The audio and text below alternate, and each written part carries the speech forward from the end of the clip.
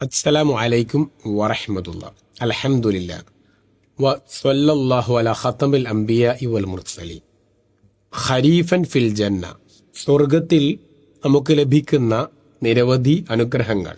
അതിൽ സ്വർഗത്തിൽ തോട്ടം ലഭിക്കാൻ, അതോടൊപ്പം തന്നെ 70,000 മലക്കുകളുടെ പ്രാർത്ഥന ലഭിക്കാൻ ഉള്ള ചെറിയ പ്രവർത്തനം, പക്ഷെ വലിയ പ്രതിഫലം. അതാണ് രോഗിയെ സന്ദർശിക്കുക എന്നുള്ളത്. നബി സല്ലല്ലാഹു അലൈഹി വസല്ലം പഠിപ്പിക്കുകയാണ്, ഒരാൾ രാവിലെ ഒരു രോഗിയെ സന്ദർശിച്ചാൽ വൈകുന്നേരം വരെ 70,000 മലക്കുകൾ അവർക്ക് വേണ്ടി പ്രാർത്ഥിച്ചുകൊണ്ടിരിക്കും. വൈകുന്നേരം ഒരാൾ സന്ദർശിച്ചാൽ രാവിലെ വരെ മലക്കുകൾ അവർക്ക് വേണ്ടി പ്രാർത്ഥിക്കും. 70,000 മലക്കുകൾ. അപ്പോൾ ഒരു ദിവസം രാവിലെയും വൈകുന്നേരവും ഒരാൾ പോയാലോ അത്രയും മലക്കുകൾ നമുക്ക് വേണ്ടി പ്രാർത്ഥിക്കും. 70,000 മലക്കുകൾ രാവിലെ പ്രാർത്ഥിക്കുമെന്ന് പറയുമ്പോൾ ആ പ്രാർത്ഥന നടന്നുകൊണ്ടേയിരിക്കുന്ന ഒരു തുടർ പ്രവർത്തനമാണ്. മലക്കുകൾ പ്രാർത്ഥിച്ചുകൊണ്ടേയിരിക്കുന്ന സംഗതിക്കാണ് നബി സല്ലല്ലാഹു അലൈഹി വസല്ലമ അവിടെ പറഞ്ഞിട്ടുള്ളത്.